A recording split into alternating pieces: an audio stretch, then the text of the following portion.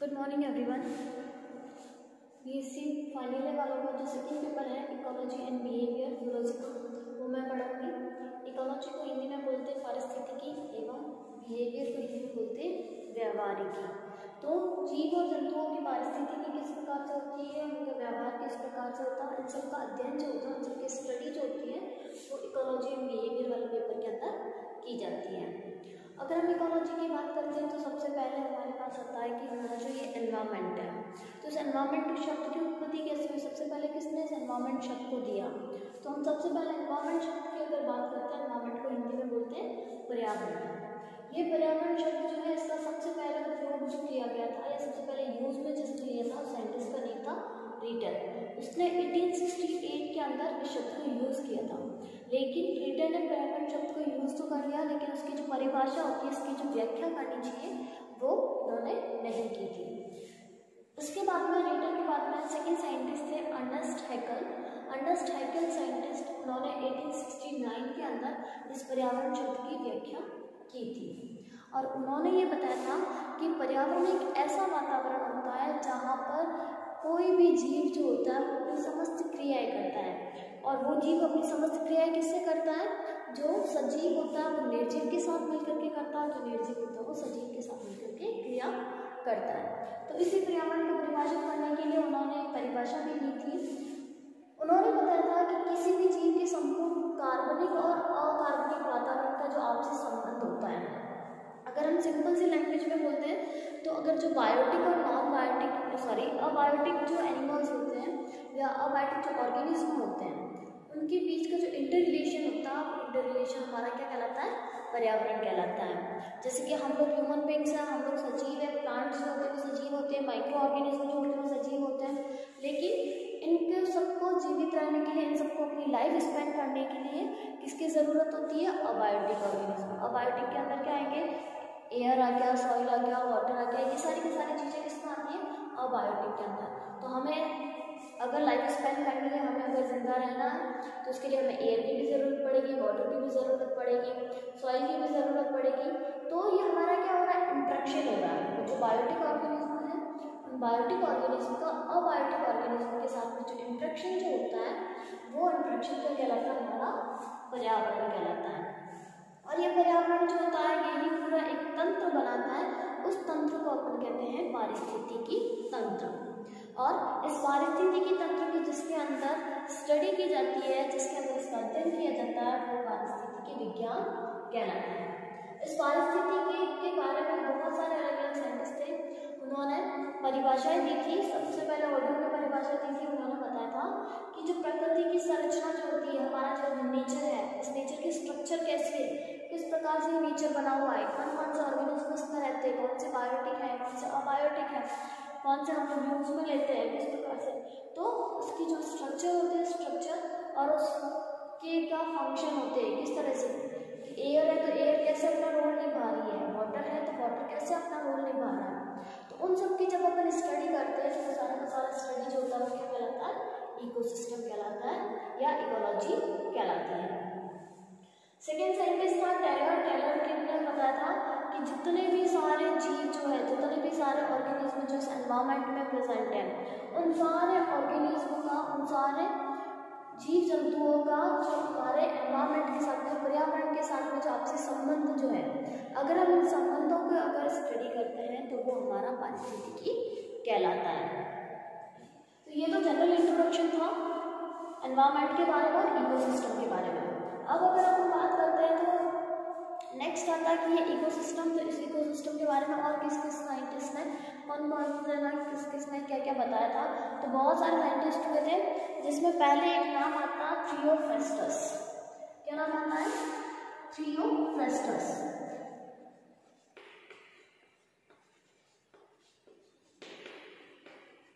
और थियोफ्रास्टस आप सबको पता है कि इसको फादर ऑफ बॉटनी के नाम से भी जाना जाता है,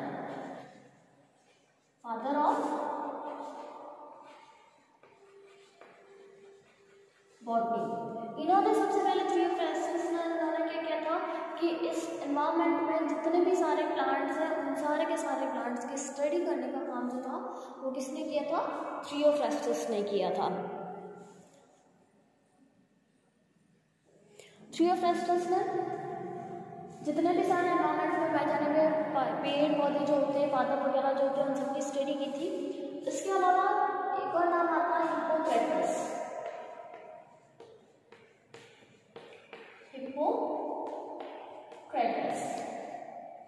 ये हिप्पोक्रेटस ऐसे साइंटिस्ट थे जिन्होंने मेडिकल साइंस के बारे में बताया था। किसके बारे में बताया था? Medical science. मेडिकल साइंस को हिंदी में बोलते हैं औषधि विज्ञान।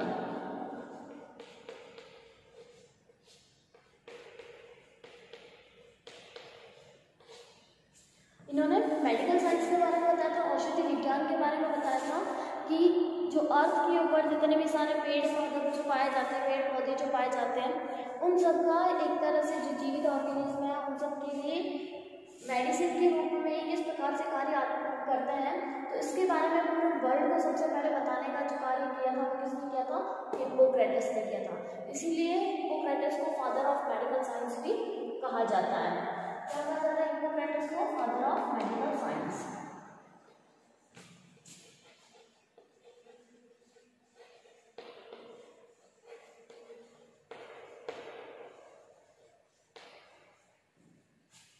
उसके बाद में एक और इम्पोर्टेंट नाम आता है जो अपने जूलॉजी के फादर के नाम से जाने जाते हैं, अरस्तु।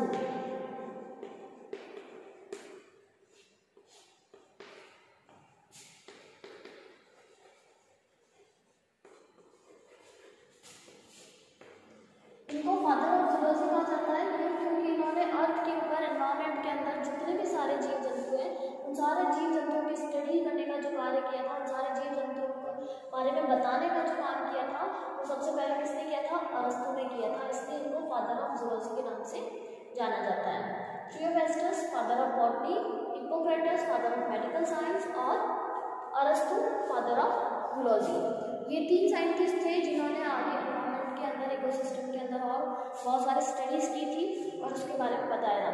बाद में और बहुत सारे साइंटिस्ट आते गए, जैसे कि ना अपन लेमार्क के बारे में पढ़ते हैं, डार्विन के बारे में पढ़ते हैं, तो इन सब ने भी क्या किया था? एनवायरमेंट के ऊपर स्टडी की थी और एनवायरमेंट के बारे में बताया था। अब अपन देखते हैं कि इसकी जो एनवायरमेंट है, इस एनवायरमेंट की कौन कौन सी ब्रांचेज हैं, किस किस ब्रांच के अंदर इसकी अपन स्टडी कर सकते हैं। इकोलॉजी की कौन कौन सी और अदर ब्रांचेज होती है जिसमें अपन पूरे इकोसिस्टम की स्टडी करते हैं, तो इसको बहुत सारे ब्रांचेस के अंदर डिवाइड किया गया है और ये आप लोग नोट डाउन करना, बाद में वीडियो को पॉज करके कर लेना।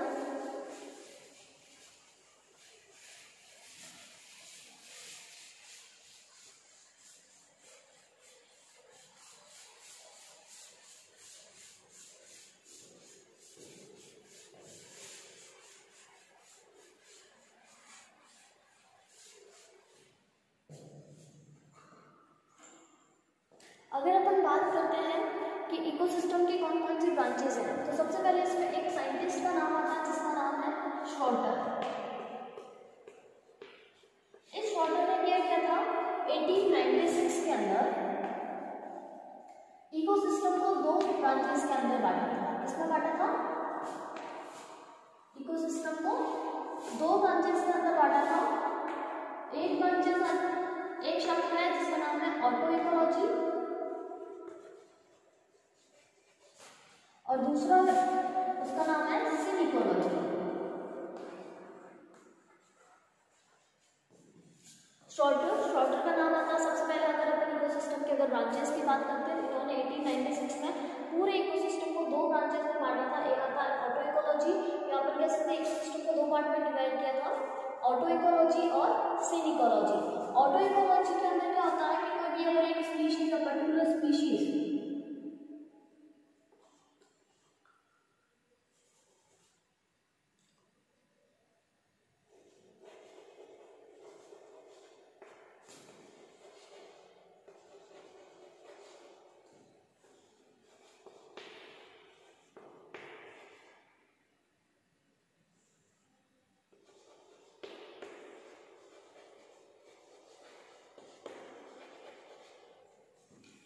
ऑटोलॉजी की अगर हम बात करते हैं तो कोई भी एक स्पीशीज है, उस स्पीशीज के बारे में उसका पूरा अध्ययन करना।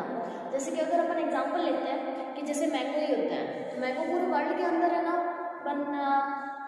लगते हैं, पूरे वर्ल्ड के अंदर मैंगो का प्रोडक्शन होता है आम का। तो उनकी जो स्पीशीज़ है, जैसे आम की प्रजाति इंडिया के अंदर कौन कौन सी पाई जाती है, अगर अपन दूसरे कंट्रीज़ की बात करते हैं तो बाहरी देशों जो होते हैं उनके वहाँ पर कौन कौन सी है ना उसकी प्रजातियाँ पाई जाती हैं। तो उस आम की स्पीशीज़ का मतलब एक ही जाति हमने सेलेक्ट किया और उस पर्टिकुलर एक स्पीशीज़ का पूरे वर्ल्ड के अंदर या पूरे इकोसिस्टम के अंदर उसकी कौन कौन सी और है ना रेशेस पाई जाती है, उन सबकी स्टडी जो होती है वो क्या कहलाती है, ऑटो इकोलॉजी कहलाती है। जबकि सिंकोलॉजी जो होती है इसके अंदर क्या होता है, पर्टिकुलर स्पीशीज़ का पर्टिकुलर हैबिटेट के अंदर स्टडी किया जाता है।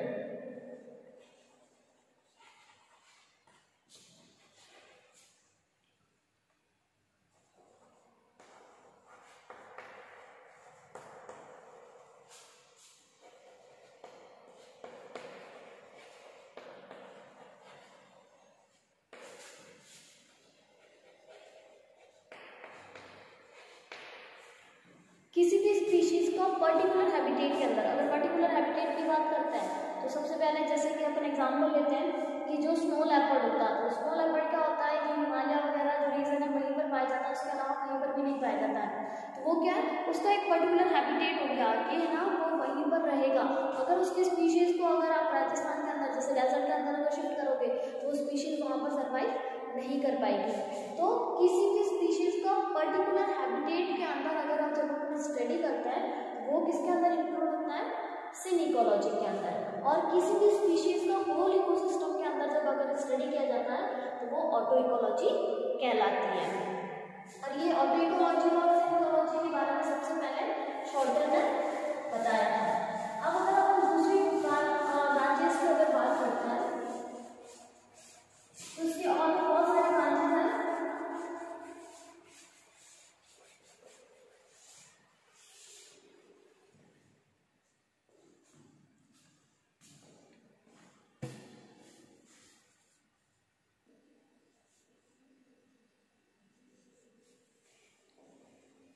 अब अगर अपन बात करते हैं कि इकोलॉजी की ब्रांचेस जो है वो ब्रांचेस कौन कौन सी हैं, तो इकोलॉजी में बहुत सारी ब्रांचेस होती हैं, लेकिन कौन कौन सी मेन ब्रांचेस हैं उनकी अपन स्टडी करेंगे। तो ये इकोलॉजी की इतनी सारी ब्रांचेस हैं। सबसे पहले अगर अपन बात करते हैं इकोलॉजी का तो पैलियो इकोलॉजी। पैलियो इकोलॉजी का मतलब होता है जीवाश्म पारिस्थितिकी कि पहले कौन से जीव इस धरती के ऊपर, अर्थ के ऊपर पाए जाते थे, इस वातावरण के अंदर पाए जाते थे, कौन से पादप इसके अंदर पाए जाते थे। तो उन सब की जो स्टडी जो होती है, जीवाश्मों की फॉसिल्स की जो स्टडी होती है वो किसके अंदर आती है, जीवाश्म पारिस्थितिकी के अंदर आती है। किसमें आएगी, जीवाश्म पारिस्थितिकी के अंदर आएगी। तो पैलियो इकोलॉजी एक अलग ब्रांच होती है। अगर हम दूसरी बात करें तो एग्रीकल्चर, इस पारिस्थितिकी तंत्र के अंदर अपन किस प्रकार से एग्रीकल्चर कर सकते हैं, कौन कौन सी क्रॉप कल्टीवेट कर सकते हैं, उनको किस प्रकार से ग्रो करवा सकते हैं, उनके अंदर क्या क्या चेंजेस कर सकते हैं। तो उन सब की स्टडी जो होती है वो इकोलॉजी की कौन सी ब्रांच में आती है, एग्रीकल्चर इकोलॉजी के अंदर आती है। किसमें आती है, एग्रीकल्चर इकोलॉजी के अंदर आती है। थर्ड अगर हम ब्रांच की बात करते हैं तो आता है लिम्नोलॉजी। लिम्नोलॉजी जो होती है जिसमें तालाब के अंदर पाई जाने वाली जो जीव जंतु होते हैं, पेड़ पौधे जो होते हैं, उन सब की स्टडी अगर की जाती है, या झील के अंदर हो गया, समुद्र नहीं, तालाब हो गया, झील वगैरह हो गया, तो उन सब के अंदर जीव जंतुओं के और पेड़ पौधों के अध्ययन की जो पारिस्थितिकी होती है, इकोलॉजी जो होती है वो लिम्नोलॉजी के अंदर आती है। बायोजियोग्राफी का मतलब होता है भूजैविक। तो इसके अंदर कि जमीन के अंदर कौन कौन से जीव जो होते हैं वो रहते हैं, अर्थ के सॉइल के अंदर कौन कौन से जीव वगैरह रहते हैं, तो उन सब की पारिस्थितिकी जो होती है, उनकी पारिस्थितिकी का अध्ययन जो होता है इकोलॉजी की बायोजियोग्राफी ब्रांच के अंदर किया जाता है। नेक्स्ट आता है स्पेस इकोलॉजी, कि स्पेस के अंदर अभी देखते हैं वैसे इतना डेवलपमेंट हो चुका है स्पेस के अंदर, क्या वहाँ पर एनवायरनमेंट है, क्या वहाँ पर क्लाइमेट है, वहाँ पर जीव जंतु सर्वाइव कर सकते हैं, वहाँ पर पेड़ पौधे अपन उगा सकते हैं, वहाँ पर अपन को ऑक्सीजन मिल सकती है या नहीं मिल सकती है। तो उन सब की स्टडी जो होती है वहाँ से रिलेटेड इकोलॉजी जो होगी वो अपनी अर्थ की इकोलॉजी से किस तरह से डिफरेंट होगी, तो उन सब की स्टडी इकोलॉजी की कौन सी ब्रांच में की जाती है, स्पेस इकोलॉजी के अंदर। उसके बाद में आता है नेक्स्ट ब्रांच, इसकी आती है पोल्यूशन इकोलॉजी, कि हम जो इतना डेवलपमेंट कर रहे हैं, इतना इंडस्ट्रियलाइजेशन बढ़ रहा है, इतना अर्बनाइजेशन बढ़ रहा है, तो उन सब की वजह से, इसके अलावा डिफॉरेस्टेशन वगैरह हो रहा है, सॉइल इरोजन हो रहा है, तो उन सब का अपने इकोलॉजी के ऊपर, इकोसिस्टम के ऊपर का इफेक्ट पड़ रहा है। इकोसिस्टम के अलावा इकोसिस्टम के अंदर रहने वाले जितने भी सारे जीव जंतु हैं, चाहे वो माइक्रो ऑर्गेनिज्म हो या चाहे वो मैक्रो ऑर्गेनिज्म हो या फिर प्लांट हो, कोई सा भी ऑर्गेनिज्म हो, तो उन सब के ऊपर इस डेवलपमेंट का, इस इंक्रीजिंग जो हो रही है हर एक तरह से, उन सब का उसके ऊपर क्या प्रभाव पड़ रहा है, इकोसिस्टम को वो किस तरह से मेंटेन कर रहा है, बैलेंस करके रख रहा है या नहीं रख रहा है, या उसके अंदर किस प्रकार के चेंजेस हो रहे हैं, तो वो सारा का सारा किसके अंदर स्टडी किया जाता है, पोल्यूशन इकोलॉजी के अंदर। इसके अलावा इकोलॉजी के ऊपर इफेक्ट पड़ने के साथ साथ में कितना पोल्यूशन बढ़ रहा है, चाहे वो वाटर पोल्यूशन हो, सॉइल पोल्यूशन हो, लैंड पोल्यूशन हो, रेडियो एक्टिव पोल्यूशन हो, नॉइज पोल्यूशन हो, कोई सा भी पोल्यूशन हो, तो उन सब की स्टडी जो की जाती है, तो इकोलॉजी की एक ब्रांच है पोल्यूशन इकोलॉजी, उसके अंदर इन सब के बारे में पढ़ा जाता है। नेक्स्ट एक ब्रांच आती है ओशिनोग्राफी। ओशिनोग्राफी का मतलब होता है कि जो सागर और महासागर है, समुद्र वगैरह जो है, उनके अंदर कौन कौन से जीव जंतु पाए जाते हैं, वहाँ का क्लाइमेट किस प्रकार से, वहाँ का टेम्परेचर किस प्रकार से होता है, उन सब की स्टडी जो होती है, वहाँ पर कौन कौन से प्लांट्स पाए जाते हैं। इसके अलावा माइक्रो ऑर्गेनिज्म के अंदर वहाँ पर वाटर के अंदर प्लैंक्टन्स पाए जाते हैं, प्लैंक्टन्स को अपन हिंदी में प्लावक कहते हैं। तो उन सब की अगर स्टडी की अगर अपन बात करते हैं, तो वो ओशिनोग्राफी के अंदर आता है। सागर और महासागर के अंदर रहने वाले जीव जंतु, पादप वगैरह जो होता है, उनका पूरा एक अलग ही पारिस्थितिकी तंत्र होता है, जो कि लैंड के ऊपर टेरेस्ट्रियल एनिमल वगैरह जो होते हैं, टेरेस्ट्रियल प्लांट वगैरह जो होते हैं, उनसे बिल्कुल ही डिफरेंट होता है। तो वो किस प्रकार से लाइफ स्पेंड करते हैं, उन सब की स्टडी इकोलॉजी के ओशिनोग्राफी ब्रांच में की जाती है।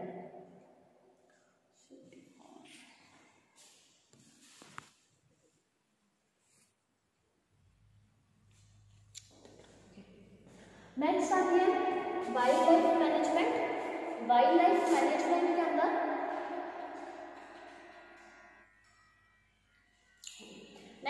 वाइल्ड लाइफ मैनेजमेंट के अंदर कि जो वन्य जीव जो होते हैं, उनका मैनेजमेंट हम किस प्रकार से कर सकते हैं, वन्य जीव हमारे लिए किस प्रकार से उपयोगी होते हैं, वो हमारे लिए किस प्रकार से पारिस्थितिकी तंत्र को संतुलित बनाए रखते हैं, बैलेंस बनाए रखते हैं, तो उनका स्टडी जो होता है वो इकोलॉजी की वाइल्ड लाइफ मैनेजमेंट ब्रांच के अंदर होता है। इसके अलावा वाइल्ड लाइफ के अंदर आते हैं वन्य जीव और जंतु, और इसी की एक ब्रांच है फॉरेस्ट्री। फॉरेस्ट्री के अंदर अपन स्टडी करते हैं पेड़ पौधों की हुई, जंगल के अंदर कौन कौन सी पेड़ पौधों की स्पीशीज पाई जाती है, कहाँ पर कितना घना जंगल, कितने पेड़ पौधे वगैरह, तो उन सबका अध्ययन फॉरेस्ट्री के अंदर किया जाता है। ये दोनों ब्रांचेज जो है वो एक दूसरे से इंटरकनेक्टेड होती है और एक दूसरे से सिमिलर होती है। नेक्स्ट ब्रांच आती है इकोलॉजी की फिशरीज बायोलॉजी। फिशरीज बायोलॉजी के अंदर वाटर के अंदर रहने वाले, चाहे वो फ्रेश वाटर के अंदर हो या मराइन वाटर के अंदर हो, स्वच्छ जल के अंदर हो या खारे जल के अंदर हो, समुद्री जल के अंदर हो, दोनों ही जल के अंदर पाई जाने वाली जितने भी टाइप की फिशेज होती हैं, उन सब की स्टडी जो की जाती है वो फिशरीज बायोलॉजी के अंदर की जाती है। Next pedo ecology. Pedo ecology जो रिलेटेड है वो रिलेटेड है सॉइल से। किससे रिलेटेड है? सॉइल, मिट्टी से रिलेटेड। मिट्टी की गुणवत्ता किस प्रकार होनी चाहिए, क्वालिटी किस प्रकार की होनी चाहिए, कहाँ पर कौन सी क्रॉप ग्रो कर सकती है, कौन सी क्रॉप जो है वो बेस्ट रहती है, कौन सी सॉइल जो है वो बेस्ट रहती है क्रॉप प्रोडक्शन के लिए, तो उन सब की स्टडी जो इकोलॉजी की जिस ब्रांच में की जाती है उसको बोलते हैं पैडो इकोलॉजी। नेक्स्ट एक ब्रांच आती है टैक्सोनॉमी। टैक्सोनॉमी का मतलब होता है क्लासिफिकेशन जो हम करते हैं, जैसे अपन पढ़ते हैं ना phylum, class, order, genus, kingdom वगैरह, तो ये सारा जो क्लासिफिकेशन हम क्यों कर रहे हैं, ताकि हम उस स्पीशीज की इजी वे में स्टडी कर सके। तो उनको क्लासीफाई करने का, उनको अलग अलग ग्रुप में रखने का, कि ये स्पीशीज इसके सिमिलर है तो इसको इस ग्रुप में रखा जाएगा, इसको इस ऑर्डर में रखा जाएगा, इसको इस किंगडम में रखा जाएगा, तो वो सारा का सारा स्टडी जो होता है वो किसमें होता है, टैक्सोनॉमी इकोलॉजी के अंदर होता है। उसके बाद में आता है रेडियो इकोलॉजी। रेडियो इकोलॉजी के अंदर आता है कि जितने भी सारे प्लांट, जितने भी सारे और जीव जंतु जो है वो इस अर्थ के ऊपर रह रहे हैं, तो इनसे ये कौन कौन सी रेडिएशन को गेन करते हैं, जैसे सनलाइट को गेन कर रहे हैं, इसके अलावा दूसरे जो है ना इंडस्ट्री की वजह से जो रेडिएशन वगैरह निकल रही है, तो उनको अगर ये गेन कर रहे हैं तो इनकी बॉडी के ऊपर क्या इफेक्ट हो रहा है, प्लांट्स के ऊपर इंडस्ट्रीज से निकलने वाली रेडिएशन वगैरह जो होती है, जैसे ये नेटवर्क वगैरह के ना लगे हुए होते हैं टावर, तो उनका प्लांट्स के आसपास क्या इफेक्ट पड़ रहा है, उन सब की स्टडी जो होती है वो रेडियो इकोलॉजी के अंदर की जाती है। जैसे कहीं पर अगर एक नेटवर्क अगर लगाया गया, टावर लगाया गया, तो उसके आसपास रहने वाले लोग जो होंगे, चाहे वो ह्यूमन बीइंग हो, चाहे वो किसी भी टाइप की स्पीशीज हो, पैट एनिमल हो, कुछ भी हो, तो उनके ऊपर है ना उससे निकलने वाली रेडिएशन जो है वो कितना इफेक्ट डाल रही है, उनके लिए कितनी हेल्थी है, कितनी हेल्थी है नहीं है, उन सब की स्टडी जो की जाती है वो रेडियो इकोलॉजी के अंदर की जाती है। तो ये तो सारी की सारी हो गई इसकी ब्रांचेस। अब अगर अपन बात करते हैं कि स्कोप ऑफ इकोलॉजी, तो इकोलॉजी के बहुत सारे स्कोप होते हैं जिसके अंदर अपन स्टडी करते हैं। स्कोप के अंदर कौन कौन से, इकोलॉजी के हर सिस्टम, अपन ने जितनी सारी ब्रांचेस देखी है उन हर ब्रांच के अंदर क्या होता है, इसका स्कोप होता है। जैसे कि अगर अपन बात करेंगे लिम्नोलॉजी, तो लिम्नोलॉजी के अंदर क्या होगा, उसके अंदर भी है ना इसके ना स्टडी होगी। जैसे लिम्नोलॉजी है, तो लिम्नोलॉजी में क्या होगा कि अपन बात कर रहे हैं किसी भी है ना वाटर बॉडी की, वाटर बॉडी में पॉन्ड है, लेक है, स्ट्रीम है, कैनाल है, कुछ भी है। तो अगर अपन वाटर बॉडी की बात कर रहे हैं, तो वाटर बॉडी के अंदर उसका क्या स्कोप, उसके जो फिजिको केमिकल पैरामीटर्स होंगे, फिजिको केमिकल पैरामीटर्स के अंदर उसका टेम्परेचर, वाटर का टेम्परेचर कितना है, वाटर की पीएच कितनी है, उसकी एल्कलिनिटी कितनी है, सॉलिनिटी कितनी है, इसके अलावा उसके अंदर बीओडी, सीओडी वगैरह जो ये फिजिको केमिकल पैरामीटर्स होते हैं, उन सब की स्टडी अपन कर सकते हैं। ओशियनोग्राफी के अंदर भी सेम होगा कि है ना उस वाटर जो है, वाटर के पैरामीटर्स है ना कौन कौन से उनके है ना किस प्रकार से वहाँ पर रहने वाले स्पीशीज को इफेक्ट कर रहे हैं, तो इस तरह से उनकी स्टडी की जाती है। फॉसिल्स, अगर पैलियो इकोलॉजी की अगर अपन बात करते हैं, तो पैलियो इकोलॉजी के अंदर भी क्या, अपन जब फॉसिल्स की स्टडी करते हैं तो वो क्या है, अपन को उसके बारे में जानकारी मिल रही है, तो वो एक तरह से इसका स्कोप हो गया। अगर नेक्स्ट अगर किसी स्कोप की अगर बात करते हैं, तो एक आता है इसके अंदर बायोलॉजिकल स्कोप। बायोलॉजिकल स्कोप जो होता है, बायोलॉजिकल स्कोप के अंदर क्या होता है कि जितने भी सारे जीव जंतु रह रहे हैं, उन जीव जंतुओं के ऊपर है ना हम रिसर्च करते हैं कि जीव जंतुओं के हम नई स्पीशीज किस प्रकार से ला सकते हैं, उनके अंदर क्या क्या चेंजेस कर सकते हैं, उनके डीएनए में, उनके जीन्स के अंदर, जिसकी वजह से अपन को नई वैरायटी देखने को मिले, नए तरह का इवोल्यूशन देखने को मिले। तो वो भी एक स्कोप किसका है, इकोलॉजी का है। किसका स्कोप होगा, इकोलॉजी का स्कोप होगा। इसके अलावा पैडो इकोलॉजी के अंदर सॉइल से रिलेटेड जब अपन स्टडी करेंगे तो वो भी उसका एक स्कोप हो गया। एग्रीकल्चर की अगर अपन बात करते हैं तो अपन कौन कौन सी न्यू क्रॉप ला सकते हैं, उनमें क्या क्या चेंजेस करवा सकते हैं, कौन कौन सी ब्रीड्स नहीं आ सकती, वो एक इसका अलग स्कोप हो गया। वाइल्ड लाइफ मैनेजमेंट का देखिए या फॉरेस्ट्री का देखिए, तो इन सब के अंदर हर प्रकार से स्कोप अपन को इसके सारे के सारे स्कोप ही होते हैं। कुल मिला के इकोलॉजी की जितनी भी सारी ये ब्रांचेस जो हैं, हर ब्रांचेस के अंदर अपना स्कोप होता है। तो इस प्रकार से हम क्या कर सकते हैं, इकोलॉजी को हम इजीली समझ सकते हैं, इजीली स्टडी कर सकते हैं। तो ये तो जस्ट जनरल इंट्रोडक्शन था इकोलॉजी का। अब इकोलॉजी में आगे और कौन कौन से कंपोनेंट वगैरह होते हैं और पोल्यूशन वगैरह होते हैं, उसको अपन नेक्स्ट वीडियो के अंदर पढ़ेंगे।